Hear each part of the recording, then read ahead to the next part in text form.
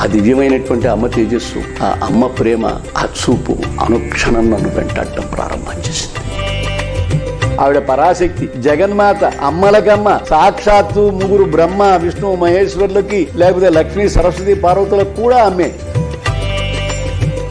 వ్యాపారంలో దెబ్బతిని అప్పుల బాధలు భరించలేక భార్యా బిడ్డను వదిలిపెట్టి వైరాగ్యంతో బృందావనం వెళ్దామని చెప్పి అనుకుని నిర్ణయం తీసుకున్నటువంటి వాడిని.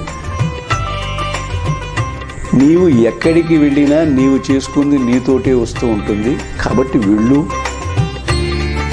నేను మాత్రం మా రామాష్టోత్తరంతో పూజ చేస్తాను అని రామాయ నమః, రామభద్రాయ నమః, రామచంద్రాయ నమః, సీతాపతయ నమః అంటూ రామాష్టోత్తరాన్ని అమ్మ పాదానికి పూజ చేశాను. ఏమయ్యా రామప్రభు, నువ్వు చేయలేని వాడివా, ఎందుకు నన్ను అటు ఇటు నెట్టేస్తున్నావు నువ్వు? అసలు ఇంతకీ ఎవరావిడ? నేను అమ్మని ఉంటుంది. అమ్మంటే ఎవరావిడ? నాకు తెలిసింది ఒక్కతే అమ్మ. ఆ అమ్మ పేరు సీతమ్మ.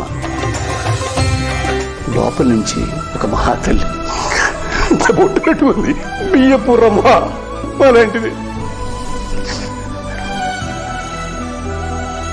ఆయన ఎవరు? నాకు అన్నం పెట్టిన తల్లి ఎవరు?